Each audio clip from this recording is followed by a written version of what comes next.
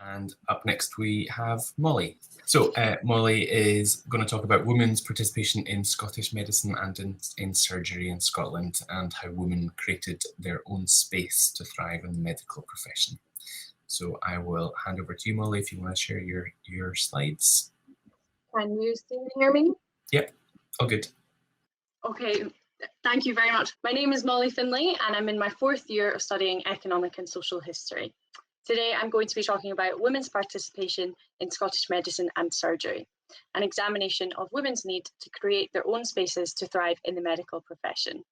Of course, it's International Women's Day today, so I hope that you learn something new about an influential woman you didn't know about. This research highlights the successful careers of 20th century female surgeons Gertrude Hersfeld and Caroline Doig. The first practicing female surgeon in Scotland and the first woman to be admitted to the Council of the Royal College of Surgeons of Edinburgh, Hersfeld and Doig were pivotal characters in Scottish medicine and surgery. They are, however, unfortunately forgotten by traditional medical literature, which is prominently dedicated to medical men or overtly feminist, politicised women. This research aims to emphasise Hersfeld and Doig's significance to medical history, illustrating how they forged success in the surgical sphere by creating and accessing female-led spaces such as paediatrics. By comparing the two women's surgical careers over the 20th century, I hope to illustrate how their access to the medical profession has changed over the 20th century. Historically, women entering the medical sphere were only permitted to access spaces dedicated to the management of disease of women and children. They were unwelcome in male-dominated fields such as surgery or anatomy. During women's struggle for admission to the University of Edinburgh around 1870, influential medical men such as Lister and Syme suggested that women might only be permitted to enter the university on the condition that they were restricted to the study of obstetrics and gynecology, as this would have been an appropriate space for women to occupy.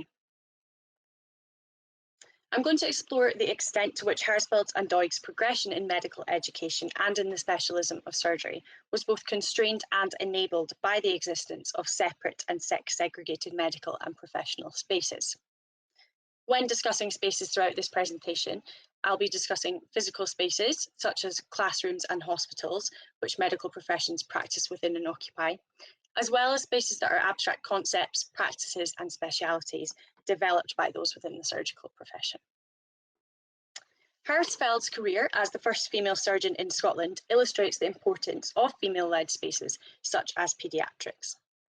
After Hersfeld graduated from Edinburgh University in 1914, I found that the most important positions she held during her career were at the Royal Edinburgh Hospital for Sick Children, as well as the Bruntsfield Hospital for Women and Children.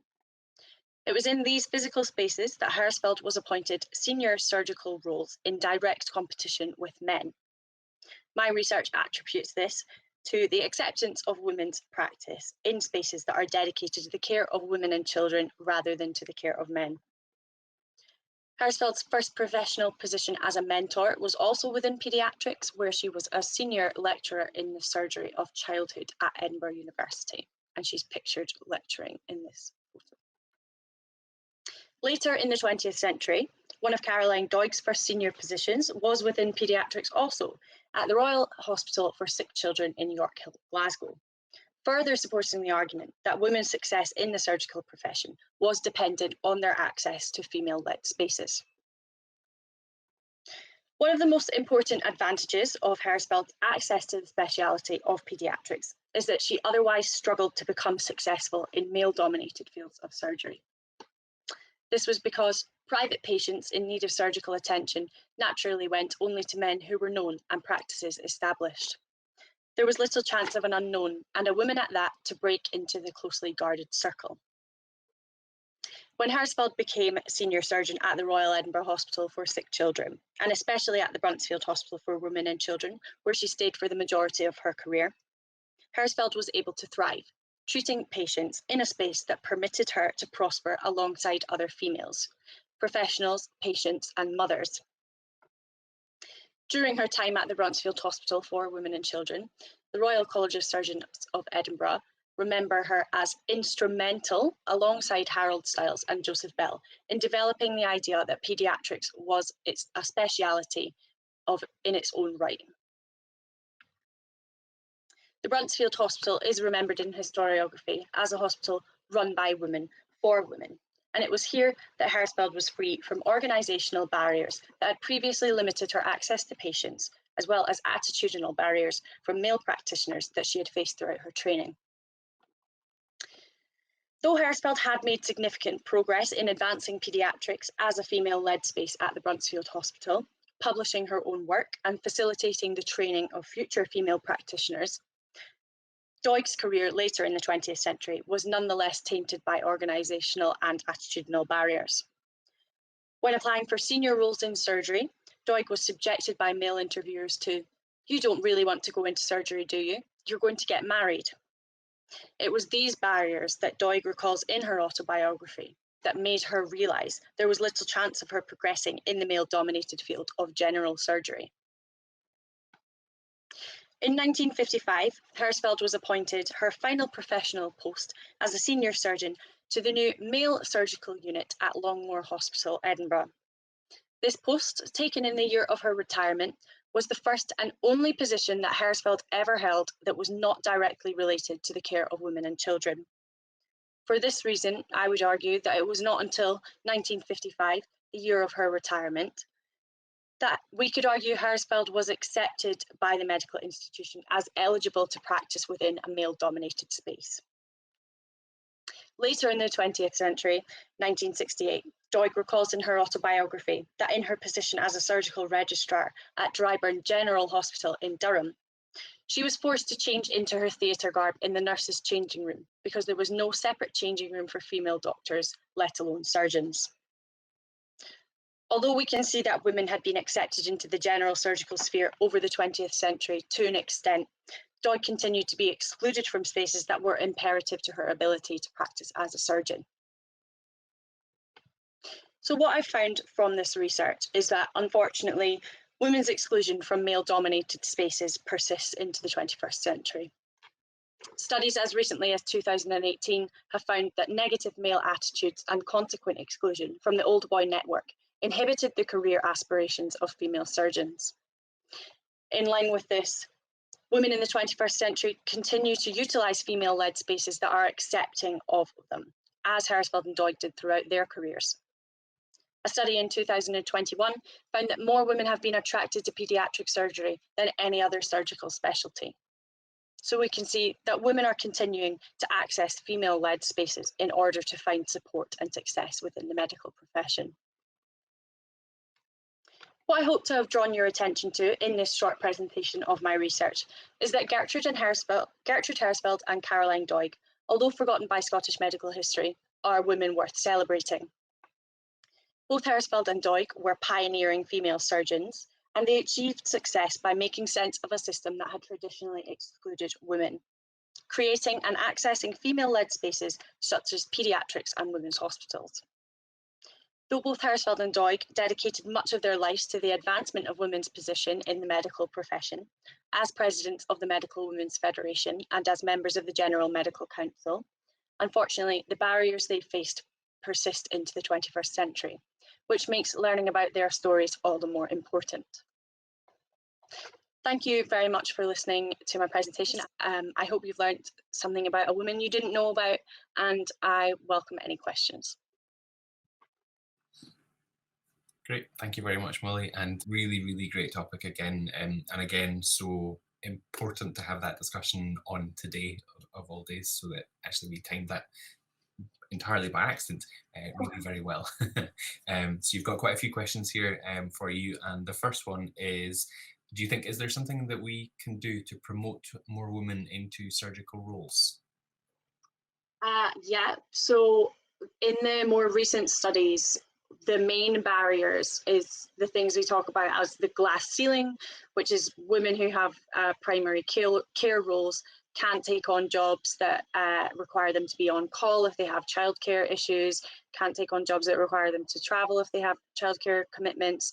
So making surgery an accessible job to somebody who can't commit 24 hours a day, 7 days a week would make it more accessible to women, but we are a long way from that. Yeah, and I think that point ties in really well with the second question here of, do you think that medicine is more male dominated, maybe because of those things you're just commenting on, than other fields, or? Well, actually, there are more female medical students in universities than male students now, which might indicate an improvement in women's desire to study medicine, but it's their success we don't know if can be measured the same as men, really. And actually, something that I didn't mention is neither Hersfeld or Doig ever married or had children. Neither of them attribute that directly to their career, but I think they were obviously aware that a commitment like that would have affected their success as surgeons. So yeah, so it's that choice between personal life and career. Yeah, great. Next question then is, what would you recommend for someone who wants to discover if there are similar overlooked figures in their field? So in essence, how did you come across these women?